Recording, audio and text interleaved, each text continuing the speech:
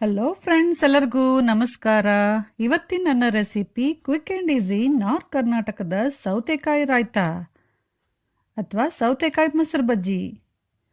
ಸೌತೆಕಾಯಿ ರಾಯ್ತಾನ ತುಂಬ ವಿಧದಲ್ಲಿ ಮಾಡ್ತಾರೆ. ನಾನಿವತ್ತು ನಾವು ಉತ್ತರ ಕರ್ನಾಟಕದಲ್ಲಿ ಹೇಗೆ ಮಾಡ್ತೀವಿ ಅಂತ ತೋರಿಸ್ತಾ ಇದ್ದೀನಿ. ಈ ರಾಯ್ತಾನ ನಾವು ಜೋಳದ ರೊಟ್ಟಿ ಮತ್ತು ಚಪಾತಿ ಜೊತೆ ತಿಂತೇವೆ.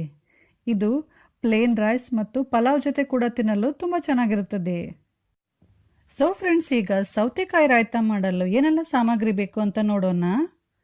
ಸೌತೆಕಾಯಿ, ಒಂದು ದೊಡ್ಡ ಸೌತೆಕಾಯಿ ತಗೊಂಡಿದ್ದೀನಿ. ಕ್ಲೀನಾಗಿ ತೊಳೆದು ಸಿಪ್ಪೆ ತೆಗೆದಿಟ್ಕೊಂಡಿದ್ದೀನಿ. ಆಮೇಲೆ ಅದನ್ನು ಈಳಿಗೆ ಮನೆಯಲ್ಲಿ ಈ ಥರ ಕೊಚ್ಕೋಬೇಕು. ನೀಟಾಗಿ ನಿಧಾನ ಕೊಚ್ಚಬೇಕು. ಈ ಥರ ಕೊಚ್ಚಕ್ಕಾಗಲ್ಲ ಅಂತಂದರೆ ತುಂಬ ಸಣ್ಣದಾಗಿ ಕಟ್ ಮಾಡಿಟ್ಕೊಳ್ಳಿ. ಆದರೆ ಈ ಥರ ಈಳ್ಗೆ ಮನೆಯಿಂದ ಕೊಚ್ಚಿದ್ರೇ ತುಂಬ ರುಚಿಯಾಗುತ್ತೆ ರಾಯ್ತಾ.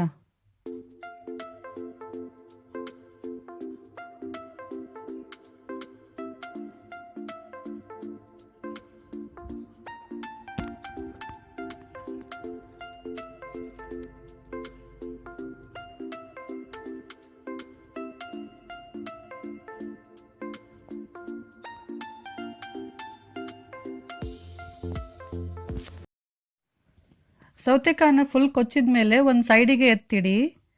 ನೆಕ್ಸ್ಟ್ ಇವಾಗ ಸೌತೆಕಾಯಿ ಅಲ್ಲದೆ ಬೇರೆ ಏನು ಸಾಮಗ್ರಿ ಬೇಕು ಅಂತ ನೋಡೋಣ.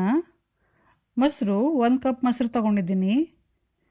2 ಟೇಬಲ್ ಸ್ಪೂನ್ ಹುರಿದ ಶೇಂಗಾ ಪುಡಿ. ಶೇಂಗಾನ ಹುರಿದ್ಬಿಟ್ಟು ಸಿಪ್ಪೆ ತೆಗೆದು ತರಿಯಾಗಿ ಪೌಡ್ರ್ ಮಾಡಿಟ್ಕೊಂಡಿದ್ದೀನಿ. ಮತ್ತು ಉಪ್ಪು, ಹುರಿದ ಜೀರಿಗೆ ಪುಡಿ, ಬ್ಲ್ಯಾಕ್ ಸಾಲ್ಟ್, ಸ್ವಲ್ಪ ಸಕ್ಕರೆ, ಸಣ್ಣದಾಗಿ ಕಟ್ ಮಾಡಿದ ಕೊತ್ತಂಬರಿ ಸೊಪ್ಪು.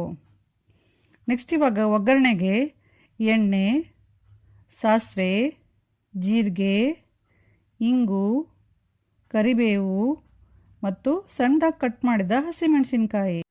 ಈ ರೆಸಿಪಿಗೆ ಏನೆಲ್ಲ ಸಾಮಗ್ರಿ ಬೇಕು ಅದರ ಅಳತೆ ಎಲ್ಲವನ್ನು ವಿವರವಾಗಿ ನಾನು ಡಿಸ್ಕ್ರಿಪ್ಷನ್ ಬಾಕ್ಸಲ್ಲಿ ಹಾಕಿದ್ದೀನಿ. ಫಸ್ಟ್ ನಾನಿಲ್ಲಿ ಒಂದು ಕಡಾಯಿಯಲ್ಲಿ ಎಣ್ಣೆ ಹಾಕಿ ಬಿಸಿ ಮಾಡೋಕ್ಕಿಟ್ಟಿದ್ದೀನಿ. ಎಣ್ಣೆ ಬಿಸಿ ಆದಮೇಲೆ ಅದಕ್ಕೆ ಸಾಸಿವೆ ಹಾಕಿ, ಸಾಸಿವೆ ಸ್ವಲ್ಪ ಸಿಡಿದ ನಂತರ ಜೀರಿಗೆ, ಕರಿಬೇವು, ಇಂಗು ಮತ್ತು ಕಟ್ ಮಾಡಿದ ಹಸಿಮೆಣಸಿನಕಾಯಿ ಹಾಕಿ ಸ್ವಲ್ಪ ಹುರಿಯಿರಿ. ಆಮೇಲೆ ಗ್ಯಾಸ್ ಆಫ್ ಮಾಡಿಬಿಟ್ಟು ಒಗ್ಗರಣೆಯನ್ನು ಸ್ವಲ್ಪ ತಣ್ಣಗಾಗಲು ಬಿಡಿ. ನೆಕ್ಸ್ಟ್ ಇವಾಗ ಕೊಚ್ಚಿಟ್ಟ ಸೌತೆಕಾಯಿಯನ್ನು ಈ ಥರ ಕೈಯಿಂದ ಹಿಂಡಿ ಅದರ ರಸನ ತೆಗಿಬೇಕು. ಅದರಲ್ಲಿರೋ ನೀರನ್ನೆಲ್ಲ ಚೆನ್ನಾಗಿ ಹಿಂಡಿ ತೆಗಿಬೇಕು. ಹಿಂಡಿದ ಸೌತೆಕಾಯನ್ನು ಬೇರೆ ಒಂದು ಬೌಲಿಗೆ ಹಾಕಬೇಕು.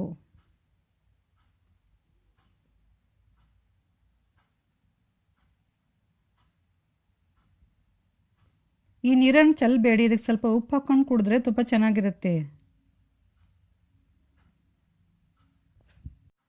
ಈಗ ಈ ಸೌತೆಕಾಯಿಗೆ ಸ್ವಲ್ಪ ಸಕ್ಕರೆ, ರುಚಿಗೆ ತಕ್ಕಷ್ಟು ಉಪ್ಪು, ಹುರಿದ ಜೀರಿಗೆ ಪುಡಿ, ಶೇಂಗಾ ಪುಡಿ, ಬ್ಲ್ಯಾಕ್ ಸಾಲ್ಟ್ ಮತ್ತು ಸಣ್ಣದಾಗಿ ಕಟ್ ಮಾಡಿದ ಕೊತ್ತಂಬರಿ ಸೊಪ್ಪು ಹಾಕಿ ಚೆನ್ನಾಗಿ ಮಿಕ್ಸ್ ಮಾಡಿ.